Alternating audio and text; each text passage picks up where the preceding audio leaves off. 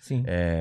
Com dor no corpo, o lance dos remédios e tal. Como que foi, cara, pra ele? Deve ter sido... Cara, Tem depoimentos de pessoas que estavam com ele? Tem depoimentos e eu pude falar com pessoas assim, por exemplo, o próprio coreógrafo. Tá. Ele começou a conviver com o Michael em 87. A última vez que ele se encontrou com o Michael foi em 2008, quando o Michael disse, vou fechar um contrato e vou montar um show novo. Nessa reunião tava esse coreógrafo, o diretor vocal de sempre, o diretor musical de sempre, a equipe de sempre. E ele falou que ali, nessa época o Michael tava morando em Las Vegas, ele falou, ali o Michael já não era mais o mesmo. Era uma mágoa, uma tristeza. Quando a coisa começou, essa equipe original foi deixada pra trás, foi deixada de lado. Porque uma das coisas que o escritório novo, né, o produtor novo quis era o controle total da coisa. Tá. Então essa equipe ficou de fora. E é até muito curioso, porque o coreógrafo que assumiu o This Is It é um ex-assistente desse cara. O diretor vocal é o ex-assistente do diretor vocal de antes. Porque a equipe anterior era uma equipe que brigava pelo Michael. Era uma equipe que falava, não tá bom, não vamos fazer ensaio. Não. Sabe, era uma galera que vestia a camisa. Então, quando você troca uma ideia com essa galera, é triste, porque eles falam de um Michael que não tinha mais um brilho. E era um cara que tava desacreditado dele mesmo. Tem um depoimento do Lionel Richie que eu fiquei, cara, Lionel Richie dando uma entrevista e... Eles eram próximos? Eu não imaginei o quanto eles eram próximos até essa entrevista. Ele falou que eles eram próximos de, tipo assim, o filho do Michael caía, se machucava. Ele ligava pro Lionel Richie. Lionel, meu filho se cortou, tá sangrando no joelho, não sei o que. Michael, uma criança rala. Mas, cara, será que eu não tenho correndo? Michael, criança rala, sabe? Tipo, eles tinham essa proximidade. E ele falou que quando... Porque This Is It foi um... De novo, o Michael ia inaugurar ia abrir um novo mercado. O Michael foi chamado pra fazer a temporada que a Celine Dion fez em Las Vegas e disse não. Quando inauguraram a Arena O2, chamaram o Michael, ele disse não, fecharam com o Prince. Mas por que ele disse não, você sabe? Ele não queria mais, cara. Ele tava... As pessoas próximas dizem que ele tinha medo de encarar o público de novo. Ele tinha medo do julgamento do público e eu não duvido. Quando ele aceitou, existe uma questão financeira sim. Ele não estava falido, como se falam, porque é impossível uma pessoa com o catálogo que ele tinha estar falido. Mas o que acontece é, o Michael, ele tinha tido algumas quebras de contrato, ele tinha tido alguns acordos mal feitos. O Michael era um cara... Ele não era um cara do business, sabe? Embora uma boa fase da vida dele ele tenha acertado, ele não era um cara do business. Então ele fez muita coisa errada. E não é que ele estava falido, mas ele estava vivendo uma fase da vida onde o fluxo de saída era muito maior.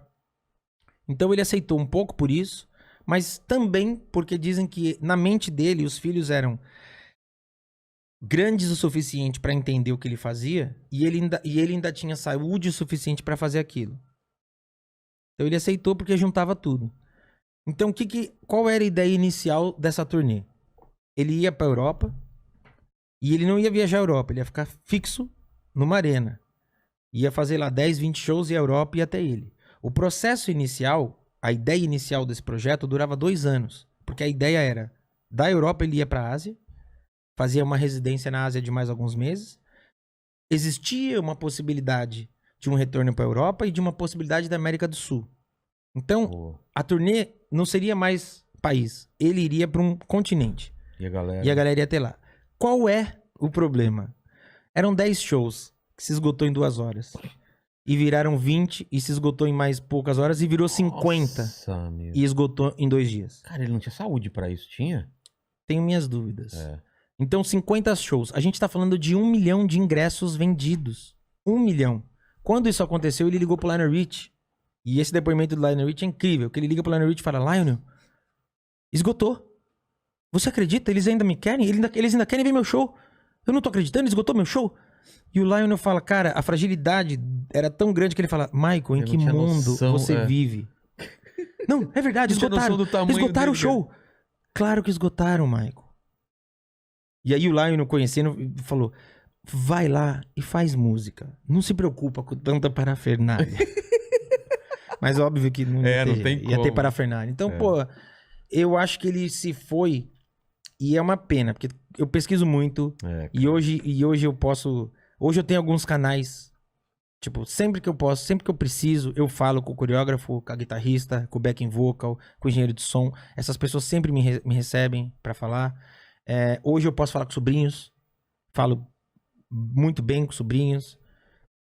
Com a família eu entro muito menos em assuntos mais pessoais nesse sentido, mas toda vez que eu falo com alguém, eu percebo o quanto ele era escravo da vida que ele foi levado. Então, tipo, cara, ele era um cara sempre escravo do sucesso. atrás né? do resultado, atrás do resultado, atrás do resultado, e era um show, e era outro show, e tem que bater recorde. E aí ele tinha também uma questão de se sentir bem naquele lugar, de falar, pô, cara, eu fiz e arregaçou, sabe? Então é uma parada muito louca, porque hoje, agora, a gente tá falando de uma mina lá que foi pras Olimpíadas e chegou lá e falou, meu, eu não dou conta, eu quero parar isso aqui. E aí a gente pensa que Ele não tinha essa lá opção, atrás né? não tinha essa opção, cara. Não, velho. Cara, Vai lá e faz. o Usher, o Usher é um cara, porra, hoje estourado, faz show no mundo inteiro. E é um cara que vem dessa escola do Michael, que é dança, muita dança. Então, o Usher é um cara que ele foi um dos primeiros a entender que o showbiz tem que ser visto meio como um atleta. O teu corpo, você precisa de... É uma alta demanda. Sabe? Quando eu tenho cara, quando eu me lesiono de alguma forma, é um inferno na minha vida. Porque o nosso corpo tem que fazer movimentos que, tipo, não foi feito.